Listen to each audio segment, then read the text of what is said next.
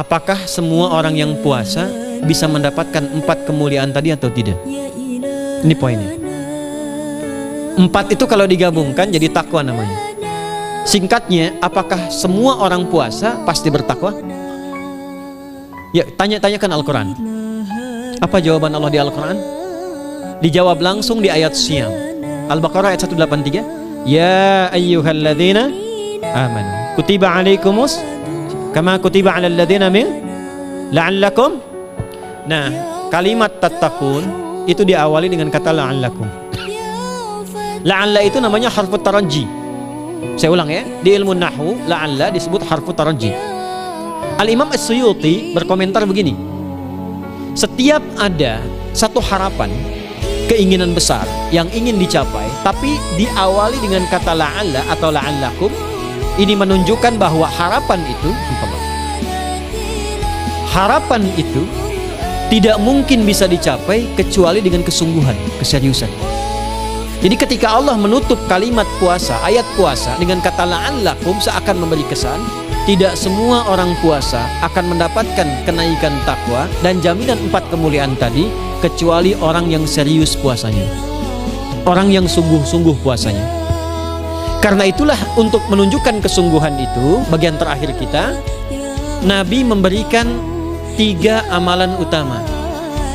Saya akan bacakan dengan cepat 3 amalan utama yang dikuatkan oleh beliau kepada para sahabat sebelum tiba Ramadan dan sampai sekarang menjadi kurikulum Ramadan Nabi. Jadi kalau ibu bapak ingin mengeluarkan kurikulum Ramadan Nabi, nanti bikin agenda saat Ramadan ya, supaya nggak pusing nanti kalau masuk hari pertama apa yang dikerjakan, hari kedua apa yang dikerjakan, subuh apa, siang apa, sore apa. Cuman nanti saya berikan 3 yang pokok ini. Ada 3.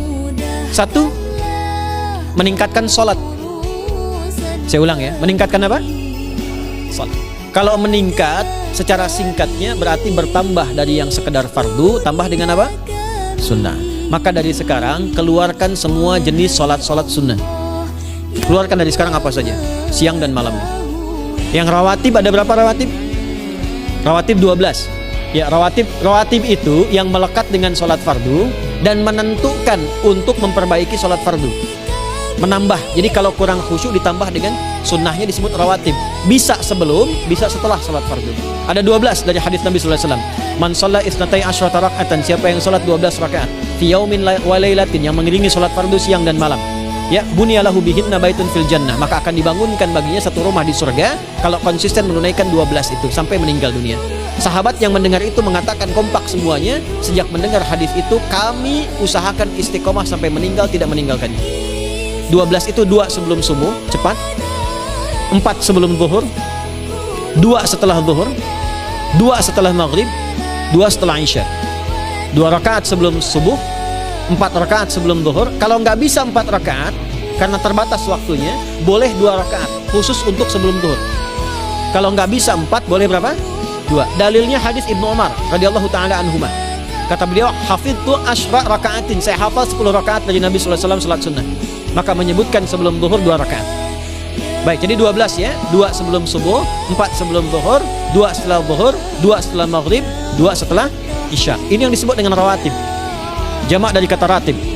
Di luar ini mutlak. Mutlak ini ada yang berdampingan dengan salat fardu, ada yang terpisah. Contoh yang berdampingan, 4 rakaat sebelum asar. 4 rakaat ini bukan disebut rawatib, tapi salat mutlak.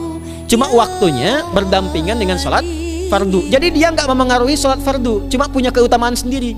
Apa keutamaannya? Hadis Ibnu Umar radhiyallahu taala anhuma, ketika beliau menyampaikan qala Nabi sallallahu alaihi wasallam, rahimallahu ra'an shalla qabla al-asri arba'an. Allah akan menambahkan rahmat pada orang yang terbiasa salat 4 rakaat sunnah sebelum salat asar. Jelas ya? Baik. Kemudian apalagi setelah itu? Salat di antara 2 adzan dan 2 adzan ini, adzan dan iqamah. Ya, di antara adzan dan iqamah. Tahiyatul masjid. Apalagi misalnya salat duha. Duha dibagi 3. Awal duha itu kurang lebih 1,5 jam setelah salat subuh.